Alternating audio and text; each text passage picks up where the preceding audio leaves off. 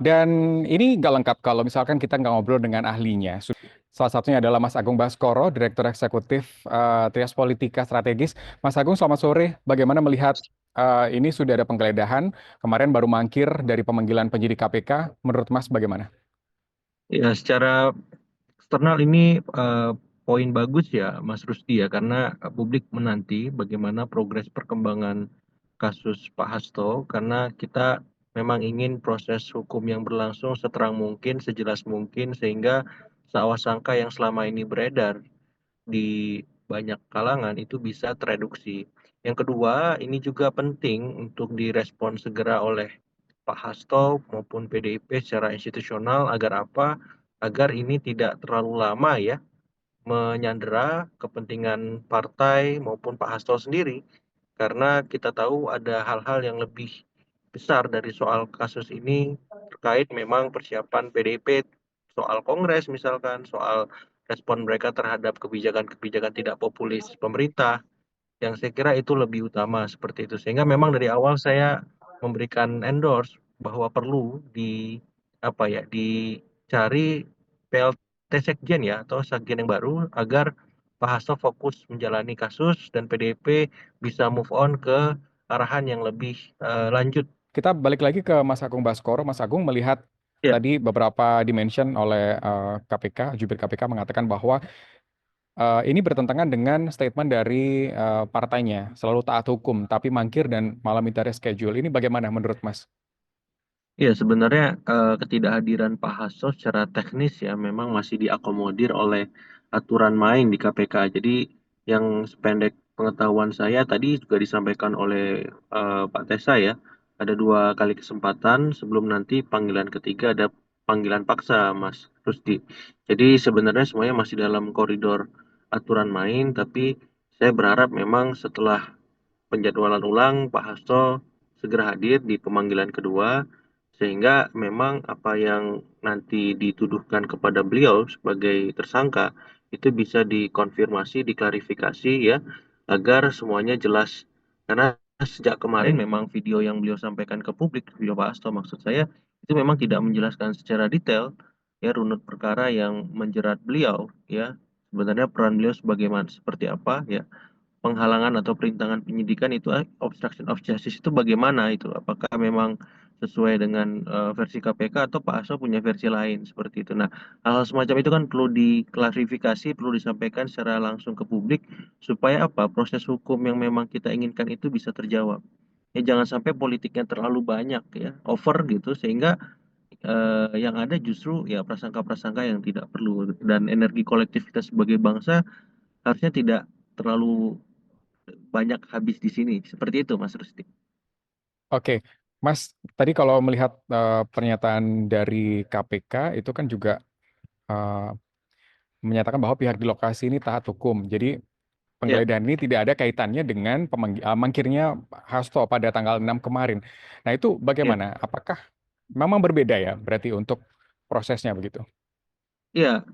Setahu saya memang kalau misalkan ada pemanggilan ya fokus ke pemanggilan pun kalau memang diperlukan alat bukti tambahan ya silahkan saja seperti itu. Tapi ini semua harus terkomunikasikan dengan baik dan apa yang dilakukan lewat konferensi pers ini bagian dari hal yang positif ya. Sehingga publik juga bisa mengikuti secara lanjut ya runtutan berikutnya bagaimana dan seperti apa agar tidak ada lagi ya ke kekhawatiran yang berlebihan bahwa proses ini dalam tanda petik dikontrol ataupun diintervensi ataupun hal-hal yang minor ya yang selama ini lekat dengan KPK di periode sebelumnya dan saya kira KPK sudah melakukan apa yang seharusnya seperti itu Mas. Oke, Mas, ini saya mendapatkan pernyataan tertulis dari jubir PDIP yang menyatakan bahwa penggeledahan rumah ini adalah untuk mengalihkan isu dari pengumuman OCCRP, Jokowi finalis terkorup dunia tahun 2024. Itu Ya, gimana?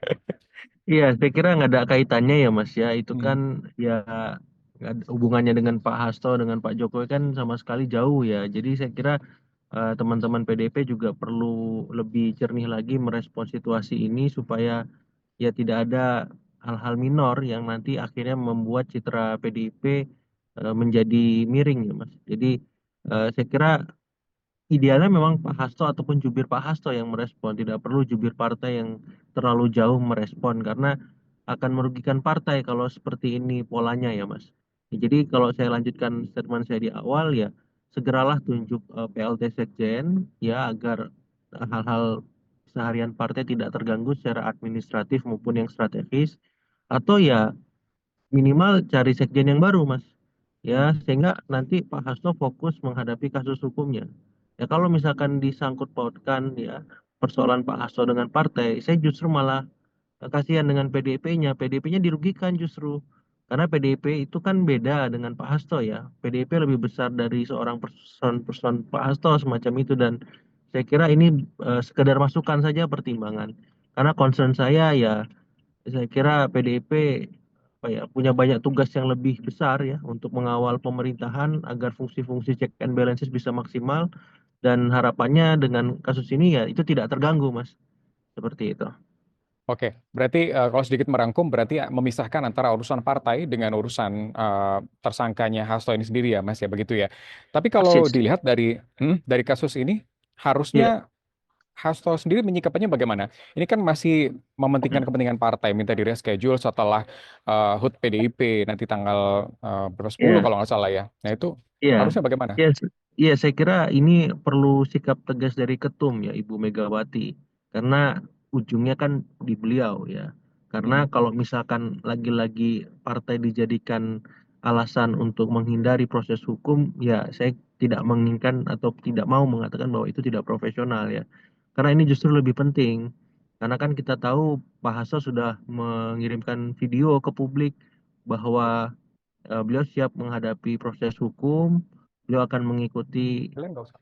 koridor-koridor yang mestinya setelah beliau ditersangkakan semacam itu dan saya kira publik menanti pembuktian ucapan beliau. Nah, PDIP dalam saat yang sama secara paralel juga perlu ya menindaklanjuti dengan hal-hal yang sifatnya konstruktif ya supaya publik yakin bahwa PDIP memang tidak ada arahan untuk merintangi ya penyidikan terhadap kasus Pak Hasto ini. Ya, jadi berikan saja kesempatan kepada KPK membuktikan, kemudian izinkan Pak Hasto untuk mengikuti proses hukumnya secara keseluruhan ya. Apakah nanti ada pra peradilan, apakah nanti lewat arahan-arahan lain yang sifatnya konstruktif ya, sesuai dengan aturan main. Nah, saya kira itu lebih bagi dan bisa menjadi contoh buat semua, baik elit maupun publik ketika mereka menghadapi kasus hukum harus seperti apa. Seperti itu. Tapi kalau misalkan polanya nggak jauh beda dengan yang sebelum-sebelumnya ketika sudah ditetapkan sebagai tersangka kemudian tidak hadir baru hadir di kesempatan kedua kemudian nanti alasannya ada lagi yang lain nah saya kira publik nggak mau seperti itu dan saya yakin Pak Hasto lebih baik Mas seperti itu. Oke, baik. Terima kasih Mas Agung Baskoro untuk Sama-sama Mas penjelasannya Nuzi pemirsa dan insight ya, yang luar biasa dari seorang pengamat dari Trias Politika Strategis. Mas ya. Agung, selamat sore. Terima kasih.